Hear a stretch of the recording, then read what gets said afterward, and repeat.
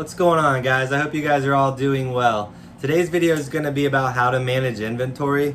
We're all at different stages in our journey as far as reselling goes, but we all have inventory. That's one thing we all have in common. And it's important that you manage this inventory a certain way so you don't get bogged down by having too much inventory or you're having items too long on your account. So I'm going to try to help you move through the inventory, tell you ways to get rid of it faster, tell you ways to management as it comes in and as it goes out. So let's get started. The first thing obviously you're gonna do is go sourcing. We all go to different places to get our inventory. So what are you gonna do with it once you get it back? Well, to me, the most important thing is once you get it back to your warehouse or your house, the first thing you're gonna wanna do is take photos, add the items to your records, and then list the items. That's what I do first, right? So when I get the items in, I'll take the photos and I'll have them on my phone. And then I'll make a list in my logbook where I keep track of all the inventory I have. And a lot of you guys can use computer programs and stuff like that. I'm a little bit more archaic when it comes to my way of record keeping. And I'll show you guys really quick like how my records look as far as like when I go to an auction and buy a bunch of stuff and send X amount of dollars. I write it all down in a notebook so later on when all the items sell through, I can actually see how much I profited on that one trip to an auction.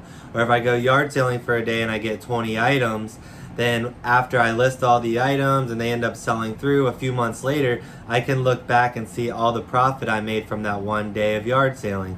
And it kind of keeps me like able to see that what I'm doing is working. If I'm just sourcing and listing and sourcing and listing, I forget how much I paid for stuff. I forget where I got stuff if you had it long enough. So this way you get to keep records of where you got it, what you paid for it, etc., and how much you actually make.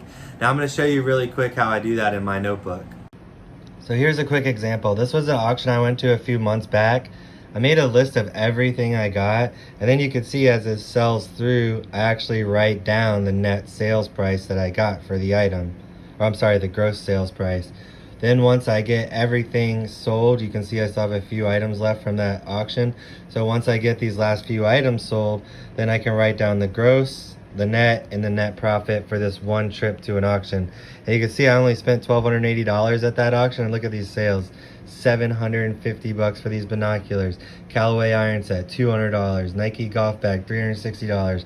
So you can see just from like those 3 or 4 items, I made my money back. The rest is profit. So that was obviously a great trip to the auction. And then I can just look at my records later on and see that it was a successful trip. Obviously, the way I do things is the way I do things. I'm not telling you to do things exactly like me, but if you could learn something from this and maybe implement it into your own strengths, like if you're good with Excel spreadsheets or doing stuff on the computer, that's great. The reason I do the like archaic way of record keeping is because like I'm not gonna lose this notebook, but my computer could crash. I know you can back things up to hard drives and external hard drives and USBs and stuff, but I spend so much time on the computer that if I can just keep records like this, to me it's better. It's just less things I have to do on the computer. So for me, this is what works. It might be a little bit different for you, but that's the way I do it. That's how I keep track of what I bought and what I sold. So now once you get the items listed, you're gonna wanna store them, right? So I have a bunch of, I'll show you out here in a second how I store stuff. But I have a bunch of totes, I have a bunch of shelves. So obviously once things are listed, I put them in a tote or I put them on a shelf. But we don't want to lose these items. Like when they sell, we want to be able to locate them rather quickly. When you're making listings either on your phone, if you're on your phone, you go to item specifics and you scroll all the way down to the bottom and it will say custom SKU. If you're on your computer or your laptop or an iPad, I think, when you're making the listing, you'll see your title and your subtitle and all that. And then right underneath that, it will say custom SKU. I used to leave that blank for the longest time until I saw another YouTuber use it the proper way. And I was like, man, why haven't I been doing that? And now I've been doing it ever since. And it's a game changer, okay? You use that custom SKU, you write down, I don't know if you noticed, but in that notebook, I had an inventory code on the top of that visit to the auction. I think it said 7G. So everything I bought at that auction is lot 7G. So then I have different stages of shelving out here. I have like 4 shelves for auctions. I have 3 shelves for my yard sale hauls. I have 3 shelves for stuff that I bought with my debit card or I got at Goodwill. And I also use the yard sale shelves for anything I paid cash for. So then once an item sells, I can remember if I got this thrifting, it's on these couple shelves. If I got this at a yard sale or paid cash, it's on these few shelves. If this item came from the auction, it's on these few shelves, and I keep them in chronological order. So when I go to an auction, when I get back, I'll consolidate everything. I'll push it back on the shelves. So my oldest items are on my first shelf, on the top shelf, and then they go in chronological order. So then when I get all my new items, I put them right at the end of the last shelf. Then as things sell through, I consolidate and I do the thing over and over again. That just helps me find these items when they sell. Also, if you're using totes, you're gonna mark the tote. Tote 1 or tote A, tote B, tote 2, etc. You can even use alphanumeric codes, A1, A2, A3, T1, T2, T3, etc. You get the idea. But you're gonna mark these totes, and let's say you're selling clothing or jackets or whatever. You're gonna open the tote, mark it tote 1. As you make your listing, in the custom SKU, you're gonna say tote 1. Then when the item's listed, you put it in tote 1. Then if the item sells 2 or 3 months later, on the custom SKU, when the buyer purchases the item, on the order page, you'll see custom SKU, tote 1. So as soon as it sells and your order comes up, you'll see tote 1.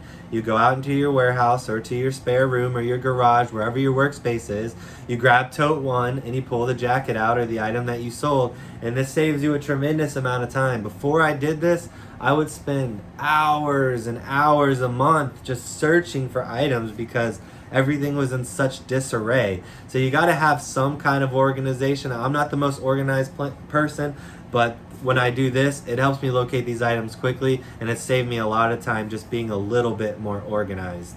And I'll show you guys how the custom SKU looks when it's printed out on an order page. Alright, so I printed out my orders from the last couple days, so I can show you guys what sold and then show you how the custom SKU works too. You can see right here, I put the date I listed because that way if I'm going to change the price or run a markdown sale, I just know how long it's listed. And you can see I just listed this last week. I paid $50 for that, sold it for $125. I paid $5 for this, sold it for $70, the digital camera. And this was a consignment sale, so I wrote down, where to find it in my notebook. You can see I write down the page of my notebook it's in, the number from the order that it's in. I put the alphanumeric code so I know where to find it. Alright, to show you guys really quick how I manage this inventory. I do have totes 1 through 4 up there, so that we got a few items in there. You can see like some of the clothing items I sell, but I don't really sell a lot of clothes. So I just have those few totes. I had this big tote with some quilts in it, so they're folded up and in there. I put big items up on the top shelves, but these first few shelves are from auctions. So everything on this shelf, this shelf, this shelf, and like I said, they're all in chronological order. So this is all the stuff I got at auctions, these shelves too. So that's my main way of sourcing. So I do have these 5 or 6 shelves for auctions. Then we move on down to yard sale stuff. This is all stuff that I've purchased at yard sales. So 1, 2, and you can see I put stickers on the inventory code just to give me an idea about where to find stuff. And like I said, everything's in chronological order. So this is all my yard sale stuff. And then I have these shelves over here for a local auction house that closed down. I've been doing consignment and selling a lot of their stuff. So I have these shelves designated to those consignment items. I have some extra shelves here, and this is all stuff that has recently been photographed and I still have to put it away, so I just put it on these 2 shelves, kind of like a staging area. And then I have this big rack where I put all my jackets and stuff like that. So we got tons of jackets listed, so I keep those on the big rack. And then everything I get at thrift stores or purchased with a debit card is on these few shelves. So this is all the stuff that we got from that way of sourcing. So you can see I just have like these different sections in my warehouse. So now you got all your items listed, they're out there on the shelves or in the totes, so you're ready to move on. You just continue sourcing and rinse and repeat. But you're not done with managing the inventory. Once it's listed and out there on the shelves, you don't just want to set it and forget it. Obviously, there's more things you want to do. You want this stuff to sell. You want to get rid of it. Ideally, you want to have a 90-day turnover. So anything that you have in your store over 90 days is essentially dead stock, in my opinion.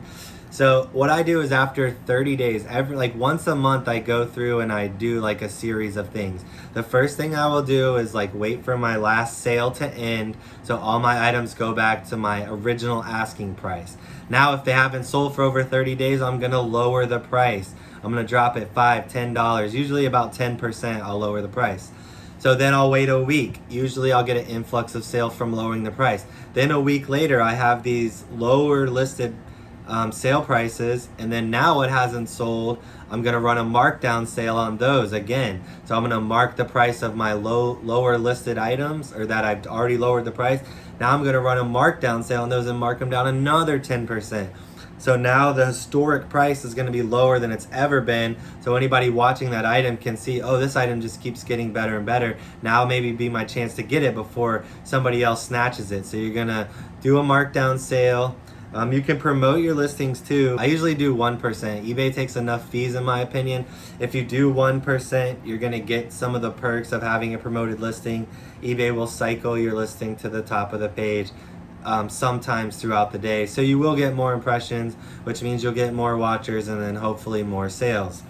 So if you do those three things and you just do that like once a month with your inventory, and you kind of focus on your older inventory, like if I just listed something last week and then I go in today, I'm not going to lower the price if it's been listed for 5 days. I'm still going to give it a chance to get some traction and maybe sell over the next couple weeks. But once the items have been listed for over 30 days, I'm going to do these three things to try to just get them out the door, get the money in for higher profitable, faster moving items. That's the name of the game. You really want to have turnover. You don't want a bunch of stuff sitting around inevitably forever and ever and ever. So then, after the stuff has been sitting around forever and ever and ever, the last step that you can do is to get rid of it in a different channel besides just trying to sell it on eBay. So the first thing I would recommend is cross-posting. Cross-post your items to Mercari. So what I'll do is I leave all the pictures on my phone. I have a phone with a lot of space, so I have like literally tens of thousands of pictures. It's actually pretty sad. I need to go through and delete a lot of those pictures. But anyway, I'll go back to my old pictures that I took like 3 months ago. If I'm seeing items that are still listed on eBay, I'm gonna go ahead and post those on Mercari first, because I just want to sell like the stuff that's been around here forever. I'm not gonna list my new stuff on eBay and then list it on Mercari. It's not a bad idea if you have the time and resources to do that, but what I like to do is list stuff on Mercari that's been sitting around my warehouse for a long time. And inevitably, if I list 10 or 15 things on Mercari that are old stock here for eBay, I'll get a couple of those sales. So I'm getting rid of some of this old stuff by cross-posting it to Mercari. So if I've done all that and the stuff still isn't moving, to me, essentially, it's just a dead item. I'm not going to be able to get rid of it, and I'm not going to sit on it forever. I need to get rid of it. So the next thing I'll do is take those items off eBay. I'll put them in my yard sale pile. I'll have a yard sale and get rid of them for, if I had an item on eBay for $25, I'll be happy to get $5 or $10 at my yard sale. I don't really care at that point. I just want to get rid of it, get some capital back and move on. And more importantly, get the item out of my life, free up some space for a better item on my shelf out here. If that doesn't work, you can take your stuff to local auctions, put it in box lots, or get a bunch of inventory together, take it to a local auction, but don't expect to get a bunch of money. A lot of people go to auctions and they really want to get good deals. So you're probably going to get like yard sale prices for your item, especially after the auction house takes their cut. So if you find stuff that you don't really want to take to auction, or at this point you've established that it's literally just junk to you and you want it out of your life, go donate those items. Don't throw them away. There's enough stuff in our landfills. Reduce, reuse, recycle. So if you can go donate those items, that's great. I always find a thrift store with a good cause. The one I typically go to is it helps a no-kill animal shelter in our town. So I'll take my stuff there, so when they sell the items, the money that comes in helps the animals, or at least that's what I'm told. So hopefully that's the case. And then there's also church thrift stores and stuff. So if you're into that kind of thing, you can donate to a local church thrift store where the money goes back to a church.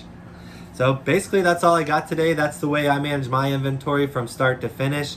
If there's anything I missed, drop a comment below. I don't know everything. I'm still learning every day. I can learn from you guys just like you can learn from me. So if there's something that you want to add to this video, drop a comment so you can help some other people too. And thanks again for watching, guys. I really appreciate it. Until next time, peace.